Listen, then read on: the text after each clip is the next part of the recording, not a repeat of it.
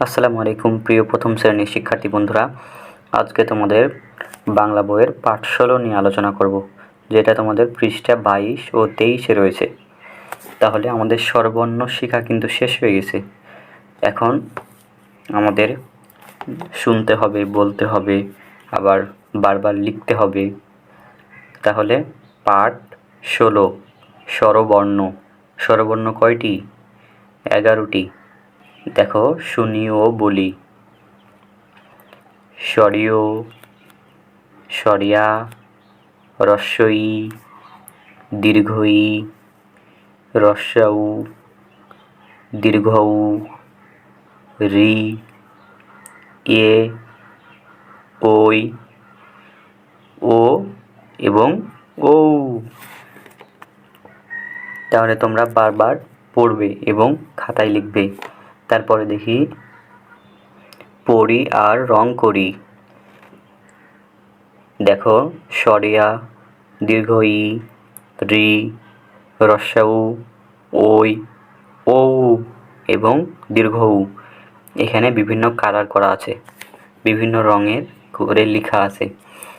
তোমাদের নিচের যে সাদাটুকু রয়েছে, সাদা দিয়ে লেখা আছে স্বরিয়া, দীর্ঘ ই, রি, হ্রস্ব উ, ওই, ঔ এবং দীর্ঘ উ। এগুলো তোমাদের নিজের ইচ্ছে মতো স্লেটে বা খাতায় লিখবে এবং নিজের ইচ্ছে মতো রং করে শ্রেণী শিক্ষককে দেখাবে।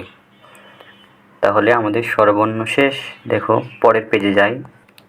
দেখো, পরের পেজে শব্দগুলো শুনি।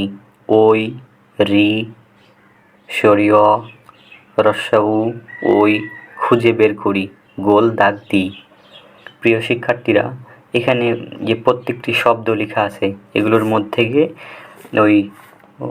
ওই, রি, স্বরীয়, হ্রস্ব উ এবং ঔ এগুলো খুঁজে গোল দাগ দিতে হবে। প্রথমে কি? অরুণ। অরুণে কি আছে? স্বরীয়, তাহলে স্বরীয়তে গোল দাগ দিতে হবে। তারপরে ঐরাবত। ঐরাবতে ওই আছে, তাহলে ওইতে গোল দাগ দিতে হবে। তারপর ঋতু। ঋতুর রিতে গোল দাগ দিতে হবে।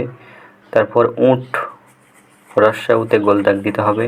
তারপর ঔষধ, ঔতে গোল দাগ দিতে হবে। তাহলে আর নিচেরটা হচ্ছে সাজিয়ে লিখি। এখানে উলটপালট করে লেখা আছে, এটাকে সাজিয়ে লিখতে হবে। যেমন স্বরিয়ার পরে রি, হ্রস্ব উ, তারপর হ্রস্ব ই, দীর্ঘ উ, ওই, দীর্ঘ ই, ঔ, স্বরীয় এ, ও। এগুলো উলটপালট করে লেখা আছে, এগুলো সাজিয়ে লিখতে হবে। তো এই যে এই দুইটার উত্তর কেমন হতে পারে, চলো আমরা দেখে ফেলি। দেখো, এটার উত্তর শব্দগুলো শুনি।